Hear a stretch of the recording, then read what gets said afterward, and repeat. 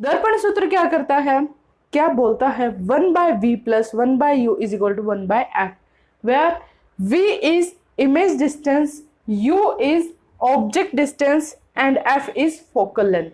v क्या है, प्रतिबिंब की दूरी, p से प्रतिबिंब की दूरी, मतलब जो पोल होता है, जो ध्रुव होता है, ध्रुव से प्रतिबिंब की दूरी। u है ऑब्जेक्ट की दूरी, प्रतिबिंब ध्रुव से वस्तु की दूरी। f है आपकी फोकल लेंथ, मतलब फोकस की दूरी। ये बातें आपको पता चल गई कि मिरर फॉर्मूला मतलब दर्पण सूत्र क्या होता है, 1/v प्लस 1/u is equal to 1/f। अब इसी से निकला है मैग्निफिकेशन ऑफ मिरर, मतलब दर्पण का आवर्धन सूत्र। दर्पण का आवर्धन सूत्र क्या होता है, इसे हम छोटे m से डिनोट करते हैं। इसका जो फॉर्मूला है वो है height of image upon height of object, height of image upon height of object.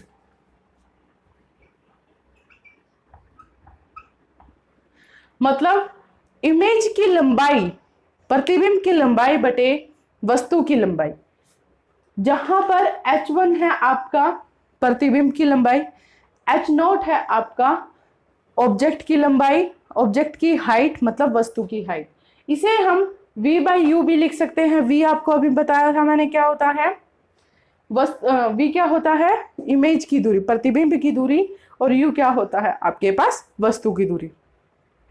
अब देखिए इसकी एक पहचान है जिससे आप आसानी से न्यूमेरिकल पोर्शन कर सकते हैं। न्यूमेरिकल करते हुए आपको आसानी हो जाएगी।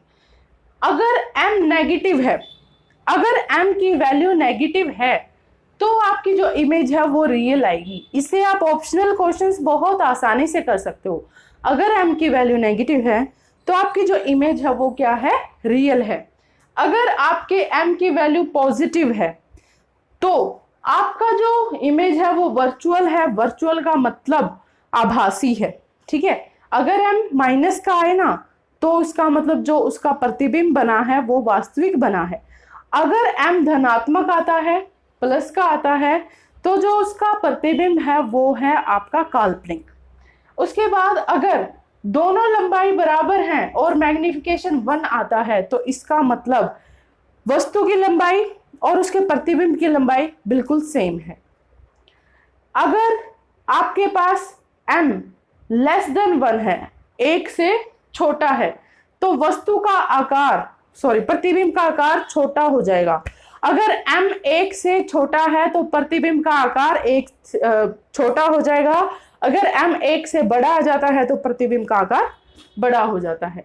ये कुछ ऐसी बातें हैं जिनको आप याद रख सकते हो। इसमें एक पॉइंट और है, अगर m पॉजिटिव है तो ये कन्वेक्स लेंस होगा, कन्वेक्स मिरर होगा, अगर m पॉजिटिव है तो ये कन्वेक्स मिरर होगा। और अगर m नेगेटिव है तो ये कनकेव मिरर होगा, कनकेव मिरर होगा।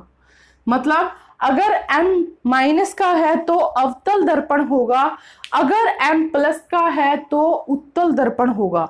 देखिए इसमें भी एक कंडीशन है, less than 1 and greater than 1 की। इसमें भी ये दो कंडीशन अप्लाई होती हैं, less than 1 and greater than 1। If greater than 1 then convex, if less than 1 then concave, ठीक है। अगर 1 से बड़ा है तो उत्तल, अगर 1 से छोटा है तो अवतल। ये बातें आपको ध्यान रखनी है जिससे आपके न्यूमेरिकल्स बहुत आसानी से निकल जाएंगे। ये कुछ शॉर्ट ट्रिक्स हैं, कुछ शॉर्ट बातें हैं जिनको आप इजीली देख के ऑप्शनल क्वेश्चन आसानी से तैयार कर सकते हैं।